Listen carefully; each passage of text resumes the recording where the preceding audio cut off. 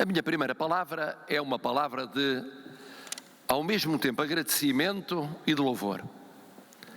De agradecimento pelo convite para aqui estar convosco e partilhar a experiência única, singular de uma convenção que pode, à sua maneira, ser histórica na vida do poder local. Louvor pela iniciativa conjunta da Associação Nacional de Municípios e da ANAFRE, mostrando que há um só poder local democrático, sem emulações, sem angústias, sem dúvidas, com fraternidade e sentido de futuro. Aproveito para saudar, na pessoa do Presidente da Sociedade Portuguesa de Autores, o hino do poder local democrático. Obra sua, José Brito, Luís Cardoso, a Orquestra 12 de Abril e de Paulo de Carvalho, e cujo refrão diz muito daquilo que, para quem já foi autarca, corresponde à vivência do cotidiano nessa experiência única ao serviço de Portugal. Porque diz que o poder que é local também se faz com afeto.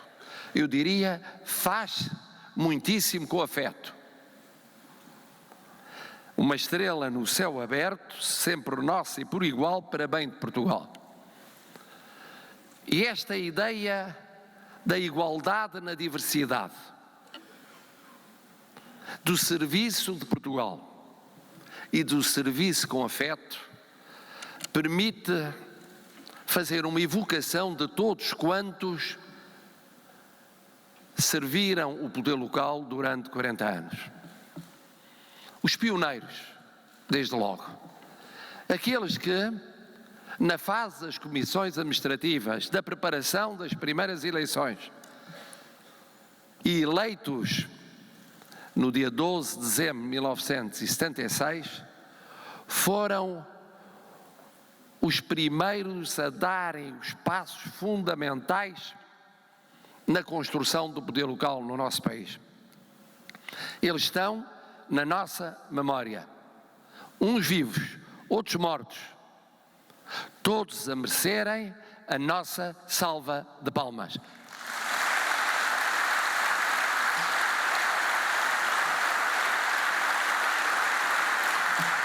Eu recordo com saudade o dia 12 de dezembro de 1976, por coincidência, dia do meu aniversário, em que passei o dia de anos numa mesa eleitoral, saindo tantas da manhã, já do dia 13, escrutinados todos os votos.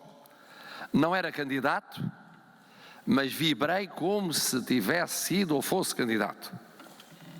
Aliás, participando ativamente enquanto responsável partidário, com um papel importante no quadro da preparação das eleições autárquicas. E recordo logo a seguir, em 1979, a minha estreia autárquica. O começo de uma vida de 19 anos como autarca. Quase metade dos 40 anos da democracia vivi como autarca.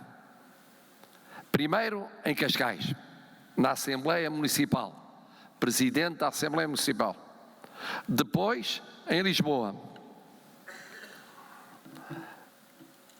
candidato e eleito vereador, e depois deputado municipal e deputado metropolitano, e mais tarde, quase de seguida, presidente da Assembleia Municipal de Solurico de Basto.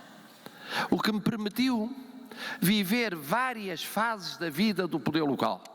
A fase heroica dos anos 70, em que aprendíamos a criar democracia todos os dias, a criar democracia local todos os dias, a partir do quase nada, no seu travejamento político, jurídico, institucional, na aproximação às populações, E depois, mais tarde, no passo, já no final dos anos 80, no passo do planeamento estratégico, do planeamento urbanístico, do salto das infraestruturas básicas para a prestação de serviços culturais e sociais à comunidade, e depois o regresso em Celúrico de Basto à experiência de partilhar um pouco de todas estas fases.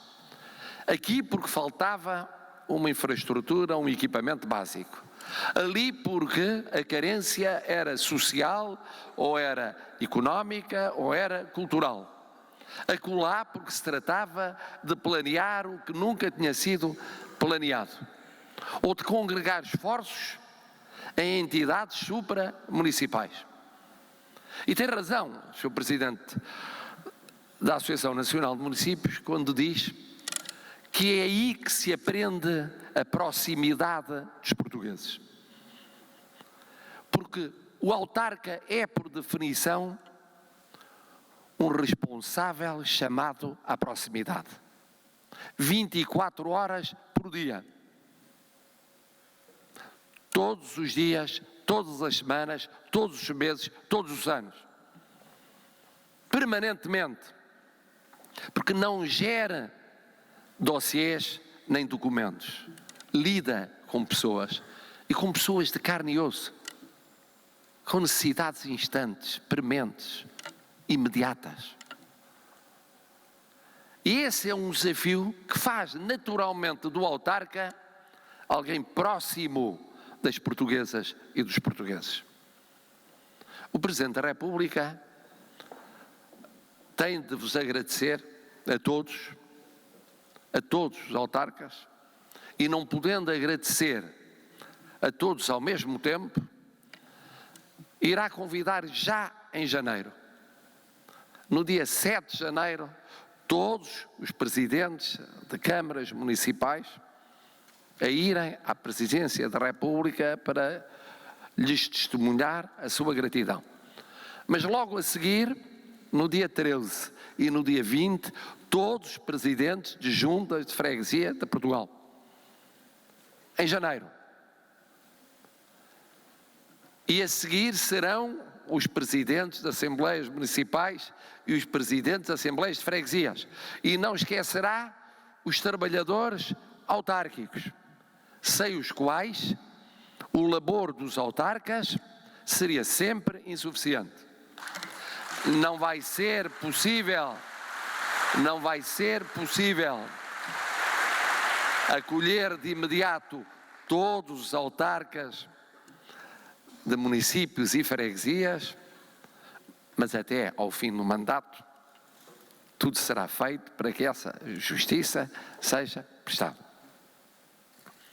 Porque é um agradecimento do país ao poder local democrático. Não é um agradecimento teórico, porque do mesmo modo que os autarcas servem pessoas de carne e osso, eles são pessoas de carne e osso. E o agradecimento tem que ser personalizado. Um a um, uma a uma. Não pode ser um agradecimento genérico e difuso. O poder local democrático, foi aqui dito por vários oradores, é um pilar da nossa democracia. Eu digo mais, é uma das grandes diferenças da democracia portuguesa em relação a outras fases em que houve liberdade no constitucionalismo português. Houve uma liberdade no quadro relativo da monarquia constitucional. Houve liberdade na Primeira República. Mas só houve democracia não apenas representativa, como participativa, na vigência da Constituição da República Portuguesa nos últimos 40 anos. E essa diferença é singular, porque são milhares e milhares de portuguesas e portugueses a serem chamados ao exercício do poder político, o que nunca tinha acontecido na história constitucional portuguesa. Muitas vezes, quando se olha para o balanço destes 40 anos, e se diz, A democracia teve muitos aspectos positivos, é verdade, mas esquece um fundamental: o poder local, autónomo, democrático. Foi um fator estruturante da nossa democracia, é um fator estruturante da nossa democracia. Mas se o foi no passado, é bom que o seja no futuro. Porque o que nós vemos à nossa volta é o apelo ao esvaziamento das democracias, ao populismo inorgânico, muitas vezes perigoso para as democracias, fruto da incapacidade de afirmação e de renovação das democracias. Também a democracia portuguesa tem de se renovar. Volvidos 40 anos sobre a Constituição de 76, a grande lição é de que mais vale prevenir do que remediar. E prevenir é antecipar a renovação. Antecipar a renovação no comportamento dos políticos, no comportamento dos parceiros económicos e sociais, na proximidade constante em relação às portuguesas e aos portugueses, no crescimento económico e na justiça social, na criação do emprego, na satisfação das necessidades que já não são só as básicas para muitos portugueses, infelizmente, para os quais as necessidades básicas são prementes, mas são todas as demais. E nessa renovação democrática entra a renovação do poder local. Se não houver a lucidez de antecipar os riscos de divórcio entre as portuguesas e os portugueses e o poder político, correr-se-á, então, a tentação terrível de ter entre nós o que nunca tivemos em 40 anos de democracia.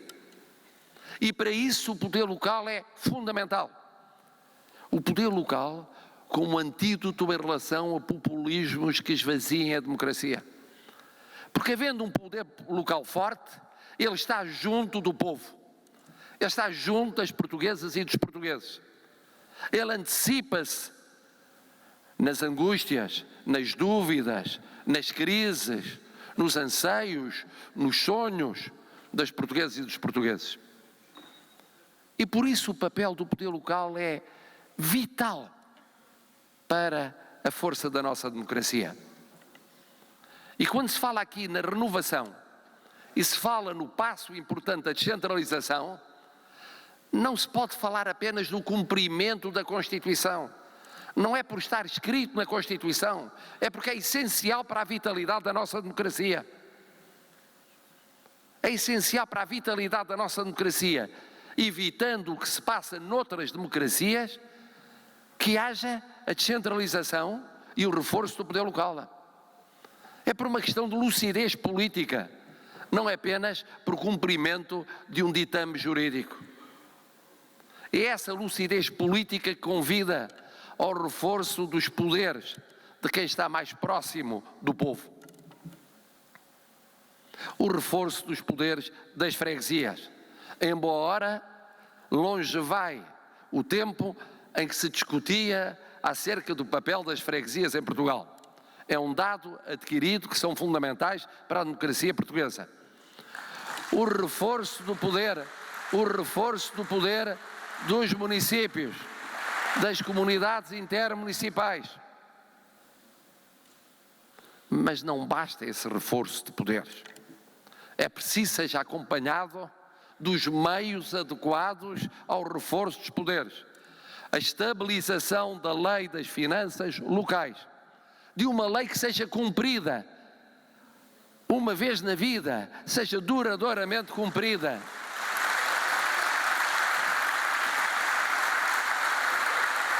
Se é preciso introduzir realismo para que a lei possa ser cumprida, que se introduza o realismo. Mais vale uma lei realista cumprida do que uma lei ideal que sistematicamente é esquecida. E depois, o reforço da democraticidade.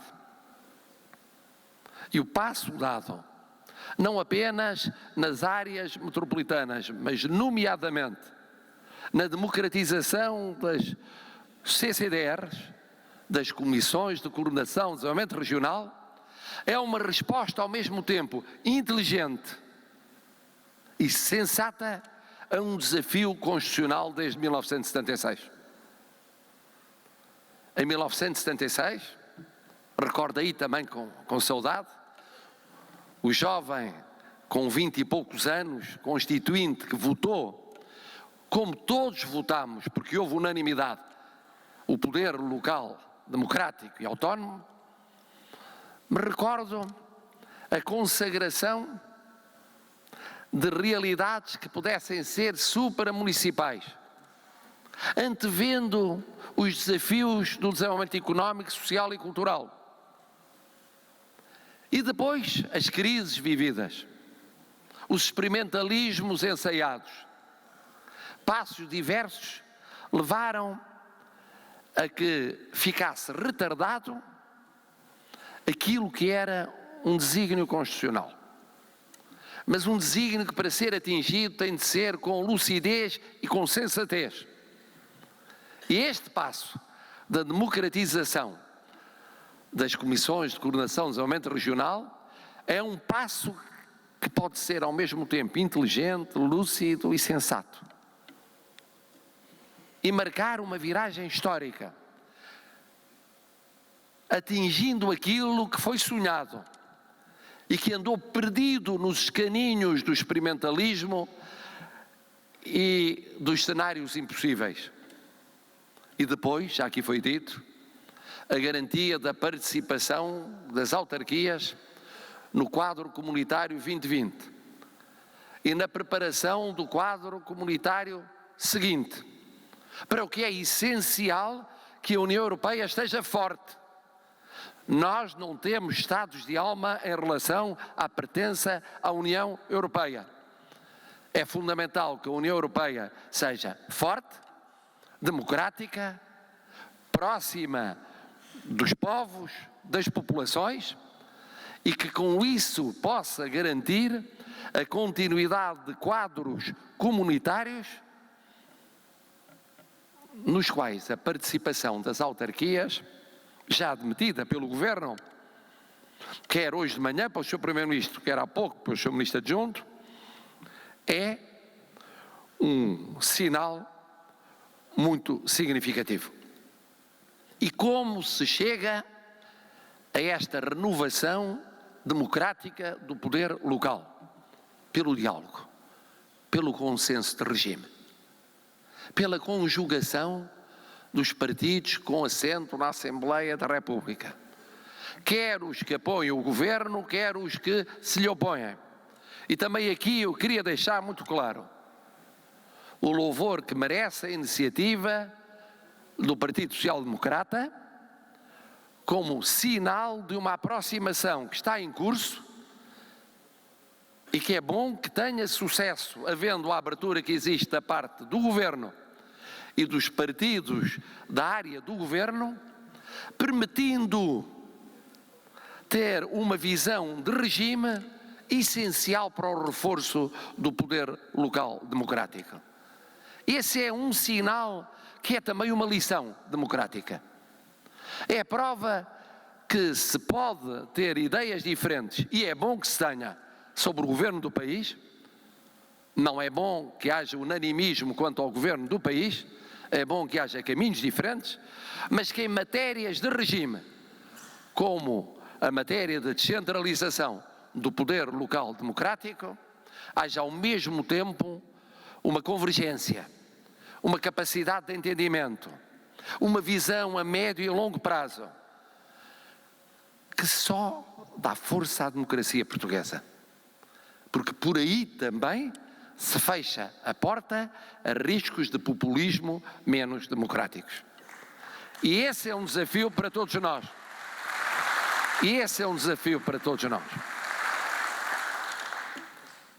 E termino por onde comecei. Pela gratidão. pelo agradecimento do Presidente da República, que aqui já não é só o antigo autarca, que nunca deixa de ser no seu espírito, mas é o representante de todas as portuguesas e todos os portugueses, de todas aquelas e todos aqueles que de manhã à noite sabem que contam com autarcas ao seu serviço, ao serviço da sua comunidade, ao serviço de Portugal. E é isso que vos queria agradecer. O vosso serviço a Portugal, em nome de Portugal. Muito obrigado. Viva Portugal!